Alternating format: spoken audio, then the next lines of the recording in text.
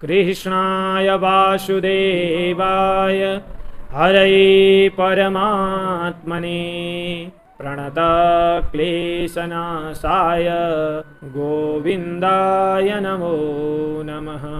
भन्नुहोस् भागवत भगवान को, श्री सद्गुरुदेव भगवान को, श्री वेदव्यास भगवान को, श्री सुखदेव जी महाराज को, राष्ट्रदेव पशुपतिनाथ को, वृंदावन बिहारी लाल को, तीर्थमयी नेपाल जननी को जय जय श्री राधे श्याम। परम मंगलमय अखिल कोटि ब्रह्मांड नायक अनंतानंत कल्याण गुणगण निलय निवृत्त निकुंज विहारी रास रासेश्वर भगवान श्री हरि श्री कृष्ण सर्वेश्वर मधुसूदन को साक्षात वाङ्मय प्रतिमूर्ति श्रीमद् भागवत महापुराण, जसको सायंकालीन स्वाध्याय कक्षा चर्चा परिचर्चामा हामी सदा चाहिँ आज पनि निर्धारित समयमा उपस्थित भइसकेका छौँ। हामी प्रतिदिन जस्तै आज पनि श्रीमद् भागवत भित्र अन्तर्निहित भागवत तत्त्वको भगवान श्रीकृष्णको अक्षर विग्रहहरूको संस्कृतमय वाणीहरूको रसपान गर्ने प्रयत्न गरिरहेका छौँ। यसै क्रममा हामी तृतीय स्कन्धमा छौँ।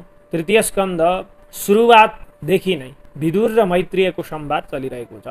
विदुरलाई मैत्रेयजीले भगवान श्रीकृष्णबाट प्रदत्त भएको भागवत तत्त्वको वर्णन गरेर सुनाउँदै हुनुहुन्छ।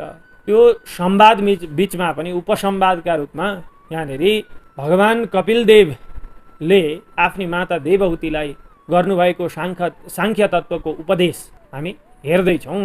हामीहरूले गत कक्षामा सप्तविंश अध्यायका 15औं श्लोकहरूलाई हेरेका थियौँ। माता देवहूतिलाई प्रकृति र पुरुषको यथार्थ तत्त्व ज्ञान गराउने क्रममा 24 तत्त्वहरूको गणनापूर्वक र उनीहरूको धर्म अनि अधिष्ठात्री देवता सहित ब्रह्माण्ड कोषको उत्पत्ति र ब्रह्माण्ड कोषमा पनि विभिन्न इन्द्रियहरूको र इन्द्रिय अधिष्ठात्री देवता र इन्द्रियको विषयलाई भोग गर्ने इन्द्रिय यिनीहरूको स्पष्टतया व्याख्या गरिसकेपछि अगाडि भन्नुहुन्छ प्रकृतिमा रहेर पनि प्रकृति भिन्न भएको त्यो पुरुष किन भिन्न छ भन्दा विकार रहित, कर्तृत्व भावले रहित अनि प्रकृतिका गुणहरूले रहित भएकाले गर्दाखेरि वास्तवमा सूर्यको छाया जलमा परे जस्तै गरेर जसरी सूर्य छाया जलमा पर्दा पनि जलभन्दा अभिन्न छ तर त्यो छायामा जलको गुणधर्म देखिन्छ, त्यस्तै देह भिन्न आत्मामा पनि देहको अथवा परमात्माको छाया रूप जीव त्यो देहमा रहेर पनि देह भिन्न छ भन्ने यस्ता कुराहरूलाई सम्झाउँदै हुनुहुन्छ। जसरी स्वप्नमा विभिन्न प्रकारका दुःख सुखको अनुभव हुन्छ अनि स्वप्नबाट निष्कासित हुने बित्तिकै जाग्रत अवस्थामा प्राप्त हुने बित्तिकै त्यो सपनाका अवस्थामा प्राप्त भएका सबै दुःख सुख मेटिएर जान्छन् अथवा त्यो दुःख सुखमा चाहिँ जाग्रत अवस्थामा जीव उसलाई अनुभव गरेको मान्दैन, ऊ त्यो भ्रममा पर्दैन, मोहमा पर्दैन। त्यस्तै गरेर अहङ्कार रहित भइसकेपछि अथवा अहङ्कारको नष्ट हुँदाखेरि जसरी शरीर भिन्न आफूलाई मानेको त्यो जीवात्मा तर अहङ्कारले युक्त हुँदा प्रकृतिका गुणहरूले युक्त हुँदाखेरि आफूलाई त्यही प्रकृति मान्दछ र एउटा लोभी व्यक्तिको धन हराए जस्तो गरेर ऊ आतुर भएर रहन्छ भनेर यसरी माता देवहूतिलाई भगवान कपिलले यथार्थमा प्रकृति र पुरुषको ज्ञान गराउँदै हुनुहुन्छ, परमात्मा तत्त्वको विशेष व्याख्या गर्दै हुनुहुन्छ।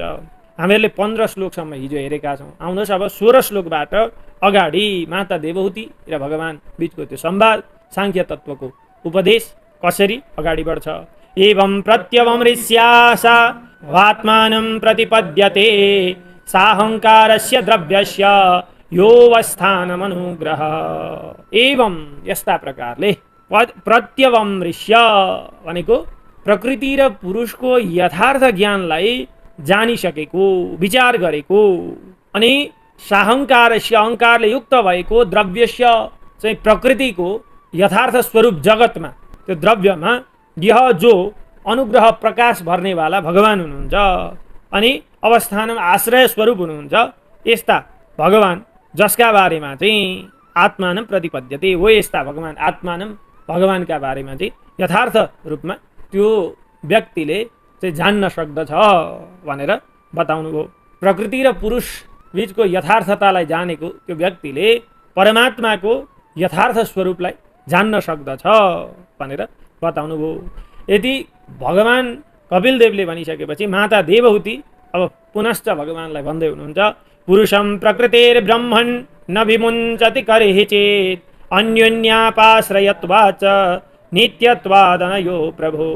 हे ब्रह्मन्, हे प्रभो, हे भगवान, प्रकृति पुरुषम न विमुञ्चति कर्हि चेत्, प्रकृतिले पुरुषलाई पल पनि छोड्दिनन्। अथवा प्रकृति र पुरुष परस्परमा के छन् भन्दाखेरि अन्योन्यापाश्रयत्वम, अन्योन्य अपाश्रयत्वात् भनेको एक अर्काको आश्रय बिना यी दुई अपुरा छन्। अन्धो र लङ्गडो जस्ता छन्। अन्धाले हिँडाउँछ, लङ्गडाले देखाउँछ भने जस्तो प्रकृति र पुरुष एक अर्काका आश्रय छन्। प्रकृतिको आश्रय बिना निर्गुण परमात्माको वास्तवमा जगतका रूपमा अभिव्यक्ति हुन सक्दैन। अनि पुरुष बिना प्रकृतिको त झन् अस्तित्वै छैन भनिसकेपछि यी दुई बीचको अन्योन्याश्रयत्व सम्बन्ध अनि नित्यत्वात्, यी दुई एकअर्कामा नित्य छन्। पुरुषको सत्ता हामीहरूले नित्य मानिसकेपछि, परमात्मालाई भगवानलाई हामीहरूले नित्य अनादि मानिसकेपछि पुरुषकी शक्ति स्वरूपा प्रकृतिलाई, अविद्यालाई पनि नित्य मान्नै पर्छ। त्यसकारण नित्य भएकाले अनयो यी प्रकृति र पुरुष बीचमा चाहिँ भेदै छैन, कतिखेरै पनि भेदै हुँदैन। प्रकृतिले कहिले पनि पुरुषलाई छोड्दैन भनिसकेपछि कसरी चाहिँ अब त्यो आत्मतत्व मुक्त होला त? आत्मा कसरी मुक्त हुने? शरीरभित्रको चेतन तत्व कसरी प्रकृतिदेखि भिन्न हुन सक्छ? माता देवहूति सोध्दै हुनुहुन्छ। यथा गन्धस्य भूमेश्च न भावो व्यतिरेकतः अपां रसस्य च यथा तथा बुद्धे परस्य च। यथा जसरी गन्धस्य भनेको गन्धको, भूमेश्च पृथ्वीको, व्यतिरेकतः भाव न, पृथ्वीभन्दा गन्ध चाहिँ बेग्लै हुनै सक्दैन, भिन्न हुनै सक्दैन। पृथ्वीभन्दा गन्ध बेग्लै रहनै सक्दैन। तत्र गन्धवती पृथ्वी, पृथ्वीको चाहिँ लक्षणभन्दा गन्धले युक्त भएकी पृथ्वी भनेर भनिन्छ। अब पृथ्वीबाट गन्धलाई छुटाउन सकिँदैन, अथवा गन्धलाई चाहिँ अलग्गै राखेर पृथ्वीको कुनै कल्पनै हुँदैन, अस्तित्वै रहँदैन। एकअर्कामा व्यतिरेक सम्बन्धले पृथ्वी र गन्धलाई छुट्याउन सकिँदैन। तदभावे तदाभावः, पृथ्वीका अभावमा गन्धको अभाव कल्पना गर्न सकिँदैन, अथवा गन्धका अभावमा पृथ्वीको अभाव कल्पना गर्न सकिँदैन। त्यस्तै अनि यहाँ भन्नुहुन्छ अपाम रसस्य च यथा, अब जल र त्यो रस पदार्थको, जलमा नै रस रहन्छ, रसमा नै जल रहन्छ, यी परस्परमा एकअर्कामा भिन्न भएर रहन सक्दैनन्। त्यस्तै गरेर तथा बुद्धेहे परस्य च, बुद्धेहे भनेको प्रकृति र परस्य परमात्माको पनि सम्बन्ध रहेको छ। प्रकृति र पुरुष एकअर्कामा भिन्न भएर रहनै सक्दैनन् भनिसकेपछि अब कसरी हामी जस्ता चाहिँ मन्द बुद्धि भएका व्यक्तिले प्रकृति र पुरुषको चाहिँ भिन्नतालाई थाहा पाएर अनि के गर्ने, संसारबाट मुक्ति प्राप्त गर्ने, त्यो बताइदिनु पर्यो भनेर माताले भन्दै हुनुहुन्छ। अब फेरि भन्नुहुन्छ अकर्तुः कर्मबन्धोऽयं पुरुषस्य यदाश्रयः गुणेषु सत्सु प्रकृतेः कैवल्यं ते स्वतः कथम्। यहाँ भन्दै हुनुहुन्छ, माथिबाट भूमिका बाँध्दै आउनुभयो। अतः कैवल्यम कथम, अब यसरी कैवल्य मोक्षलाई कथम कसरी प्राप्त गर्न सकिन्छ भन्नुहुन्छ। अकर्तुः अथवा यदाश्रयः, यत जसको आश्रय स्वरूप भएकी प्रकृति छिन्, अथवा पुरुषको आश्रय भएर प्रकृति रहन्छन्।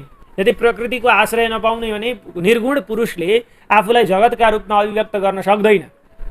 यस्तो प्रकृतिको आश्रय लिने पुरुषस्य, पुरुष कस्तो पुरुष? अकर्तुः, अकर्ता पुरुष। अनि त्यो पुरुष चाहिँ प्रकृतेः तेषु गुणेषु सत्सु, प्रकृतिका ती गुणहरूमा युक्त भएपछि, गुणहरूमा बाँधिएपछि चाहिँ के हुन्छ त भन्दा अयम कर्मबन्धः, यो कर्मबन्धन संसारमा चाहिँ बारम्बार फसिरहन्छ भनेपछि अतः कथम कैवल्यम, कसरी चाहिँ कैवल्यलाई प्राप्त गर्ने?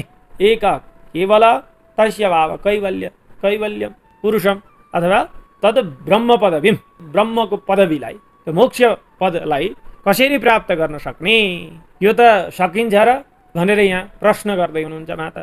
भन्नुहुन्छ क्वचित् तत्त्वावमर्शेन निवृत्तं भयमुल्बणम् अनिवृत्त निमित्तत्वात् पुनः प्रत्यवतिष्ठते। माता के भन्नुहुन्छ भने जसरी हामी सामान्य व्यक्तिलाई कसैको मलामी गइयो भने ए संसार त व्यर्थ छ, हामीहरूले किन पो तत्तर मम गरे होला, किन मेरो भने होला, आखिर कहिले कतिखेर कसको समय सकिने हो कसैलाई थाहा छैन। हामी यसै व्यर्थमा झगडा गर्छौँ, व्यर्थमा चाहिँ अहङ्कार गर्छौँ, भनेर त्यो उच्च कोटिको वैराग्य हामीहरूलाई त्यतिखेर आउँछ।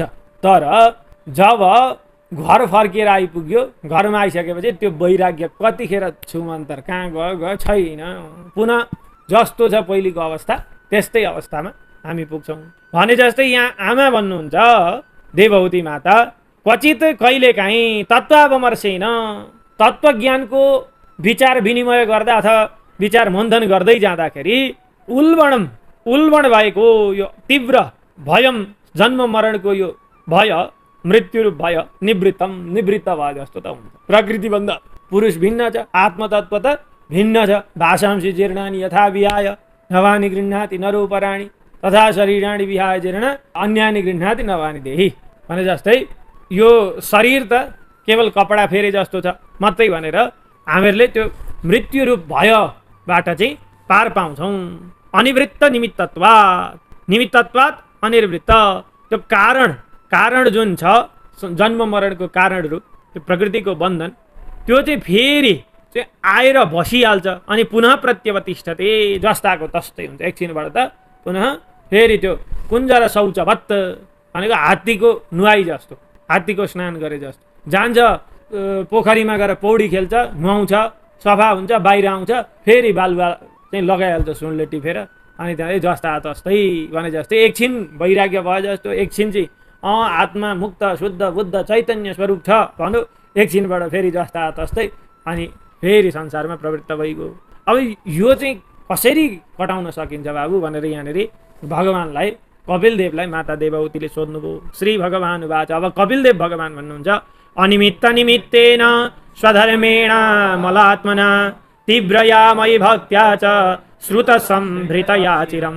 अनिमित्त निमित्तेन, सबै चिजबाट आसक्ति त्यागेर अथवा कर्तापनको त्यो अहङ्कारलाई सर्वथा त्यागेर, अमलात्मना भनेको निर्मल अन्तःकरण भएको त्यो व्यक्ति जसले स्वधर्मेण आफ्नो वर्णाश्रम धर्मको यथार्थतया पालन गरेर, श्रुत सम्भृतया भनेको भगवानका मेरा, कपिलदेव भगवान भन्दै हुनुहुन्छ, मेरा गुण अनुवाद र लीला कथाहरूलाई बार बार श्रवण गरेर म माथिको तीव्र भक्तिद्वारा, अनि पुनः भन्नुहुन्छ ज्ञानेन दृष्टतत्वेन वैराग्येण बलीयसा तपोयुक्तेन योगेन तीव्रेण आत्मसमाधिना। दृष्टतत्वेन ज्ञानेन, दृष्टतत्वेन भनेको वास्तविक प्रकृति र पुरुषको भिन्नताको यथार्थ तत्त्व ज्ञानलाई गराउने भएको ज्ञानेन, ज्ञानद्वारा, अनि बलीयसा दृढ भएको वैराग्येण, वैराग्यद्वारा, त्यस्तै गरेर तपोयुक्तेन योगेन, तपोयुक्तेन भनेको यम नियम आसन प्राणायाम प्रत्याहार आदि अष्टाङ्गले युक्त भएको योगद्वारा, अनि तीव्रेण आत्मसमाधिना, दृढ समाधि अवस्था, आत्मसमाधि अवस्था अथवा भगवत तत्त्वको साक्षात्कार यस्तो अवस्थाद्वारा। अब अगाडि फेरि भन्नुहुन्छ, प्रकृति पुरुषस्येह दैह्यमाना त्वहर्निशं तिरो भवित्री शनकैर अग्नेर्यो निवारणि। अहर्निशं भनेको दिन रात, दैह्यमाना भनेको शक्ति क्षीण भइरहेकी, पुरुषस्य पुरुषलाई आफ्नो वशमा राख्ने भएकी प्रकृति, ती प्रकृति जो अविद्या छिन्। वास्तव पुरुषलाई भन्दा अल्पज्ञत्व विशिष्ट पुरुषलाई, आत्मालाई मात्रै अविद्याले वशमा राख्ने भने हो, फेरि मायाले परमात्मालाई वशमा त राख्न सक्दिनन्। हो यस्तो जीवलाई नित्य निरन्तर वशमा राख्ने भएकी ती प्रकृति जो छिन् अविद्या स्वरूप प्रकृति, ती चाहिँ अग्निको योनि भनेको उत्पत्ति स्थान, अरणि इव दाउरामा जस्तै गरेर सनकै बिस्तारै बिस्तारै तिरो भवित्री नष्ट भएर जान्छन्। अब प्रकृतिको त्यो अहमता त्यो बिस्तारै बिस्तारै नष्ट भएर जान्छ। जब साधना उच्च कोटिको भएर जान्छ त्यतिखेर प्रकृति पुरुष बीचको त्यो भ्रम रूप सम्बन्ध नष्ट भएर जान्छ भनेर बताउनु भयो। जसरी त्यो अग्नि उत्पन्न हुने दाउरो बिस्तारै बिस्तारै अग्निले डढेर जान्छ, सकिएर जान्छ, अन्तिममा खरानी भएर नष्ट हुन्छ, त्यस्तै प्रकृतिको त्यो भ्रम बुद्धि, प्रकृति चाहिँ वास्तवमा म हुँ भन्ने यस्तो खालको भ्रम बुद्धि पनि नष्ट भएर जान्छ भनेर बताउनु भयो।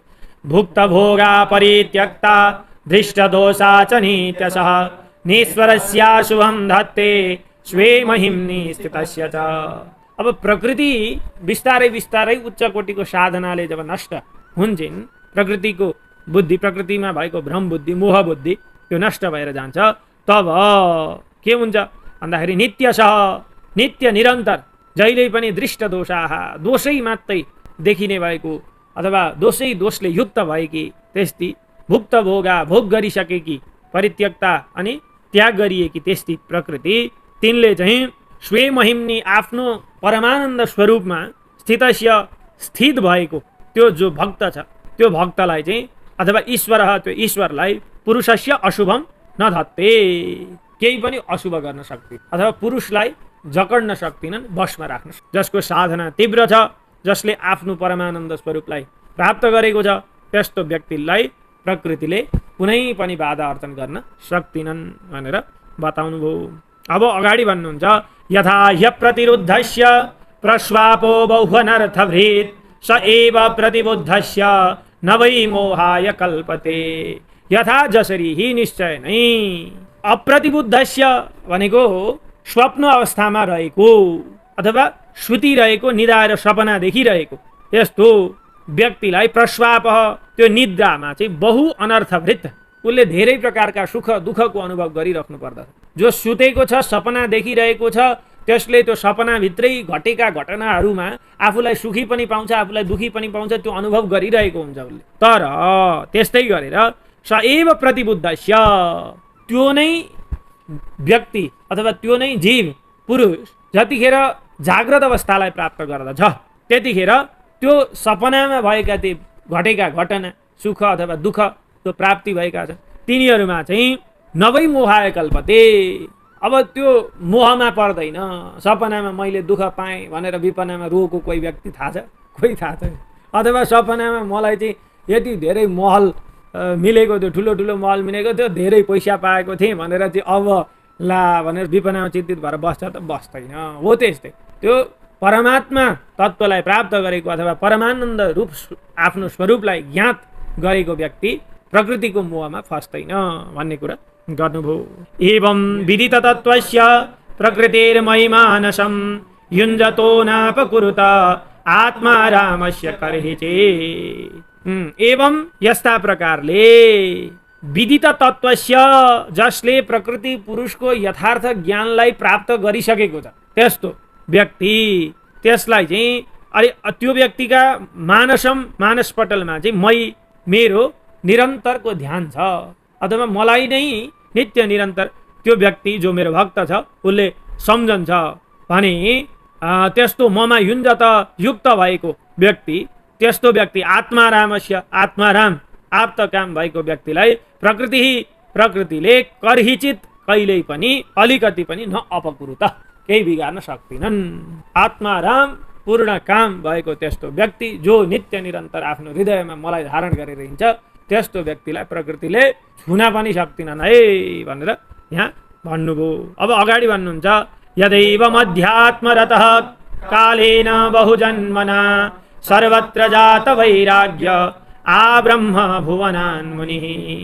बहुजन्मना कालेन, धेरै धेरै जन्ममा धेरै समयसम्म अध्यात्मरत, अध्यात्ममा रत भएको अथवा चाहिँ आत्मतत्वको चिन्तन गर्दा गर्दा गर्दा गर्दा गरेर यदा एव जब मुनि अवस्थालाई प्राप्त गर्दछ, मतलब बहुकाल पर्यन्त आत्मतत्वको चिन्तन गरेको व्यक्ति त्यो कस्तो हुन्छ? मुनि, मननशील हुन्छ। अनि त्यो मननशील व्यक्ति जो मुनि छ त्यसले चाहिँ आब्रह्म भुवन, पृथ्वीदेखि लिएर ब्रह्माको ब्रह्मलोक पर्यन्तसम्मको त्यो जति पनि भोग छ त्यो भोगबाट चाहिँ के गर्छ? सर्वत्र सबै भोगहरूबाट जात वैराग्यलाई प्राप्त गरेको हुन्छ। उसलाई न पृथ्वीका भोग्य पदार्थसँग कुनै मतलब छ, न ब्रह्मलोकको भोग्य पदार्थसँग कुनै मतलब राख्दछ। त्यस्तो व्यक्ति पूर्णतया आध्यात्मिक त्यस्तो व्यक्ति, अब त्यो चाहिँ के हुन्छ त भन्दा मद्भक्तः प्रतिबुद्धार्थो मत्प्रसादेन भूयसा निःश्रेयसं स्वसंस्थानं कैवल्याख्यं मदाश्रयम्। त्यस्तो मद्भक्त, मेरो भक्त भगवान कपिलदेव भन्नुहुन्छ मद्भक्त मेरो भक्त अब भूयसा मत प्रसादेन धेरै धेरै भूयसा भनेको धेरै मत प्रसादेन मेरो कृपा प्रसादले गर्दाखेरि प्रतिबुद्ध अर्थ प्रकृति र पुरुषको यथार्थ ज्ञानलाई प्राप्त गरेको अथवा तत्त्वज्ञान रूप अर्थलाई उसले प्राप्त गरिसकेको छ। यस्तो त्यो व्यक्तिले स्वसंस्थानम भनेको आफ्नो स्वरूपको ज्ञान अथवा आफ्नो स्वस्वरूप ज्ञानलाई चाहिँ प्राप्त गरेको त्यो व्यक्ति त्यसले मदाश्रयम मेरो आश्रय रूप कैवल्याख्यम कैवल्य मुक्ति मोक्षको नैश्रेयसम अथवा निशेषेण कल्याण कहिल्यै समाप्त नहुने त्यो आनन्दलाई चाहिँ प्राप्त गर्दछ। मेरो आश्रय कैवल्य नाम गरेको अनि परमानन्द स्वरूप कल्याणलाई उसले प्राप्त गर्दछ, मतलब स्वयं मलाई नै प्राप्त गर्दछ त्यो मेरो भक्तले भनेर बताउनु भयो। प्राप्नोति हाञ्जसा धीरः स्वदृशात् छिन्न संशयः यद्गत्वा न निवर्तेत योगी लिङ्गात् विनिर्गमे। लिङ्गात् विनिर्गमे अथवा स्वदृशा आफ्नो यथार्थ स्वरूपको आत्मतत्वको दर्शन गरेर छिन्न संशय सबै प्रकारका संशयहरूलाई छिन्न गरेको अथवा संशय रहित भएको धीर त्यो धीर व्यक्तिले यहाँबाट अन्जसा अथवा उसको जीवन रहँदा रहँदै यो भूलोकमा नै अन्जसा भनेको सहज तरिकाले प्राप्नुति भगवानको त्यो वैकुण्ठ पदलाई प्राप्त गर्दछ। लिङ्गाद विनिर्गमे योगीहरू त कस्तो हुनुहुन्छ भन्दा शरीर हुँदा हुँदै पनि सूक्ष्म शरीर धारण गरेर उहाँहरू लोकान्तरको विचरण गर्न सक्नु हो। त्यस्तो लिङ्गाद विनिर्गमे सूक्ष्म शरीरका रूपमा निक्लिन सक्ने हुनुभएका त्यस्ता योगीजनहरू त झन् यद्गत्वा जहाँ पुगेर न निवर्तते कहिल्यै पनि फर्कनु हुँदैन। यद्गत्वा न निवर्तन्ते तद्धाम परमं मम जहाँ गएर कहिल्यै पनि फर्किनु पर्दैन त्यस्तो धाम भगवानको परम पदवीलाई त्यस्तो व्यक्तिले प्राप्त गर्न सक्दछ भनेर यहाँ भगवानले मातालाई सम्झाउनु भयो। यदा न योगो पचितासु चेतो मायासु सिद्धस्य विसज्जतेङ्ग अनन्य हेतो स्वथमे गति स्यात् आत्यन्तिकी यत्र न मृत्युहासः। सिद्धस्य योग समाधि आदिको अभ्यासबाट सिद्ध भएका ती सिद्ध योगी व्यक्तिहरूको चित्तमा योग उपचितासु योगको सफलताका रूपमा प्राप्त हुने अनि अनन्य हेतुसु भनेको योग भन्दा अर्को कुनै त्यस्तो तपस्या भन्दा अर्को कुनै त्यस्तो साधन छैन जसलाई पाउनका लागि त्यस्तो माया भनेको अष्टसिद्धि आदि अणिमा महिमा लघिमा गरिमा आदि यस्ता अष्टसिद्धिहरूमा ती योगीजनहरू हे अङ्ग हे विदुरजी महाराज न विसज्जते कहिल्यै पनि आसक्त हुँदैनन्।